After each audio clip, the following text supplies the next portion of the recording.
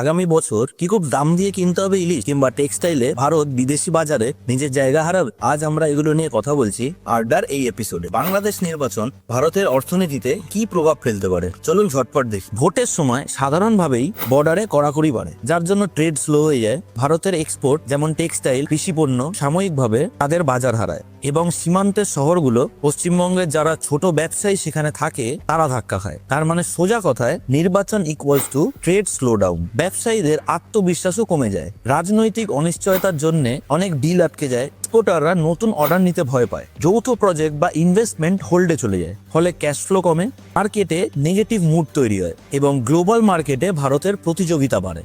বাংলাদেশ পোশাক শিল্পে আমেরিকার কাছ থেকে বিশেষ সুবিধা পাচ্ছে, ফলে তাদের গার্মেন্টস ভারতের তুলনায় সস্তা হয়ে যাচ্ছে। এতে ভারতের টেক্সটাইল এক্সপোর্ট চাপের মুখে পড়ে, মার্কেট শেয়ার হারায় ভারত, বড় ইনফ্রাস্ট্রাকচার প্রজেক্ট অনিশ্চিত হয়ে যায়। নতুন সরকার এলে নীতি বদলাতে পারে, তাই rail corridor, border connectivity project, water sharing এগুলো আরো কমপ্লিকেটেড হয়ে যেতে পারে, বিশেষ করে বাংলাদেশ যদি চীনের দিকে ঝোঁকে।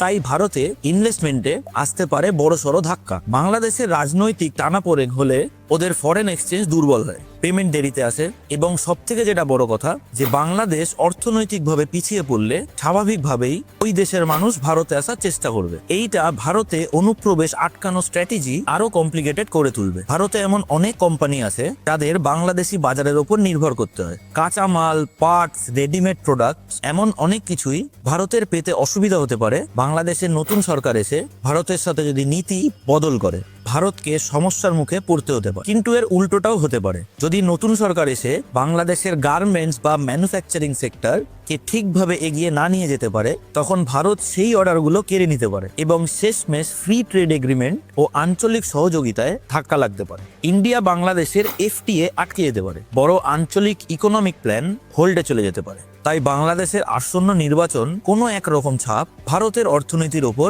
নিশ্চয়ই ছাড়বে। এখন সময়ের অপেক্ষা যে ফল ভালো হয় না খারাপ।